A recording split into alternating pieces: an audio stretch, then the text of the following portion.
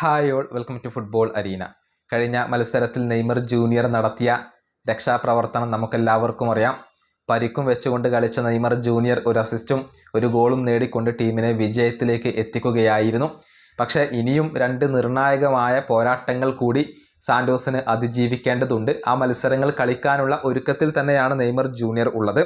നെയ്മറുമായി ബന്ധപ്പെട്ട ഒരു അപ്ഡേറ്റ് ഗ്ലോബോ പങ്കുവച്ചിട്ടുണ്ട്. ഇന്നലത്തെ ട്രെയിനിങ്ങിൽ നെയ്മർ ജൂനിയർ പങ്കെടുത്തിട്ടില്ല. അതായത് താരങ്ങളോടൊപ്പം അഥവാ ഗ്രൂപ്പ് ട്രെയിനിങ് നെയ്മർ ജൂനിയർ നടത്തിയിട്ടില്ല.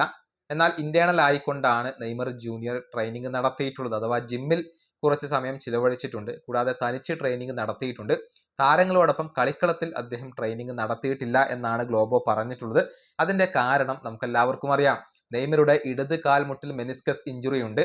അത് ഇനി വഷളാക്കേണ്ട എന്ന് കരുതിക്കൊണ്ടാണ് നെയ്മർ താരങ്ങളോടൊപ്പം ട്രെയിനിങ് നടത്താത്തത്. ഒരു ജാഗ്രത രൂപേണയാണ് താരങ്ങളോടൊപ്പം അഥവാ ഗ്രൂപ്പിനോടൊപ്പം നെയ്മർ ജൂനിയർ ട്രെയിനിങ് നടത്താത്തത് എന്നാണ് ഗ്ലോബോ പറഞ്ഞിട്ടുള്ളത്.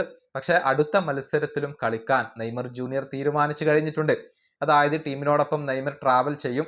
അടുത്ത മത്സരത്തിലും നെയ്മർ ജൂനിയർ കളിക്കാൻ തന്നെയാണ് തീരുമാനിച്ചിട്ടുള്ളത് എന്നാണ് ഗ്ലോബോ ഇപ്പോൾ റിപ്പോർട്ട് ചെയ്തിട്ടുള്ളത്. യുവന്റഡക്കെതിരെയുള്ള മത്സരം ഡിസംബർ 4 പുലർച്ചെ ഇന്ത്യൻ സമയം 4 മണിക്കാണ് നടക്കുക.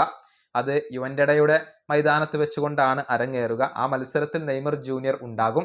അതിനു മുന്നേയുള്ള ട്രെയിനിങ് ഇപ്പോൾ നെയ്മർ ജൂനിയർ ഗ്രൂപ്പിനോടൊപ്പം നടത്തിയിട്ടില്ല. ഈ വീഡിയോയുടെ അവസാനിപ്പിക്കുന്നു. അടുത്തൊരു വീണ്ടും കാണാം.